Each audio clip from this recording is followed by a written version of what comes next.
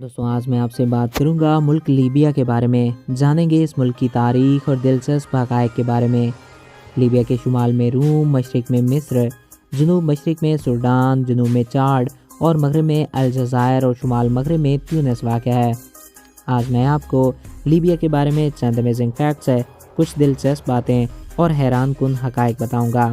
تو ویڈیو کو شروع کرنے سے پہلے نئے آنے والے دوستوں سے ہماری یہ ریکویسٹ ہے کہ اگر آپ نے ابھی تک ہمارے اس یوٹیوب چینل کو سبسکرائب نہیں کیا تو اس کو سبسکرائب کریں اور ساتھ موجود بیل کے آئیکن کو پریس کریں تاکہ نئی آنے والی ہر ویڈیو بر وقت اور بآسانی آپ تک پہنچتی رہا کریں۔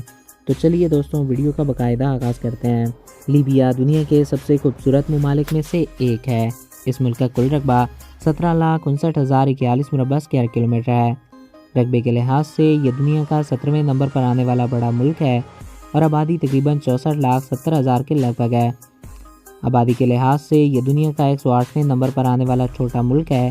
آبادی میں 97% مسلمان، 3% میں دیگر مذاہب سے تعلق رکھنے والے لوگ ہیں۔ اس ملک کا دارالحکومت ٹریپولی ہے۔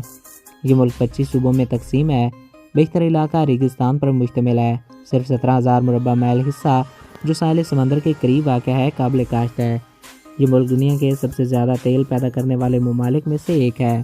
قومی آمدنی کا 55% اسی دولت سے اکٹھا ہوتا ہے۔ عہد قدیم میں لیبیا بے حد اہمیت کا حامل تھا۔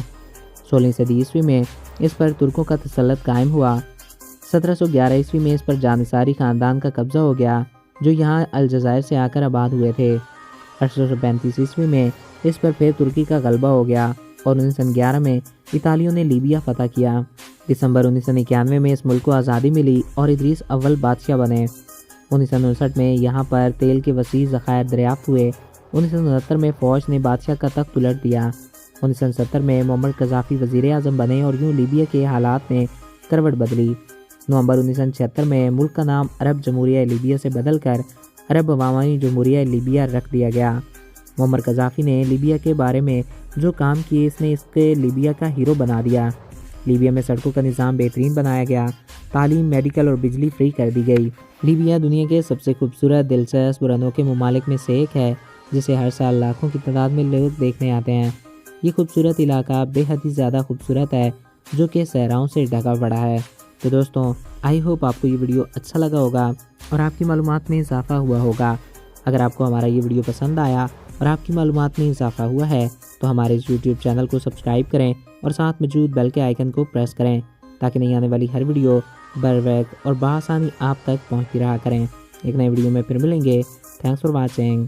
اللہ حافظ۔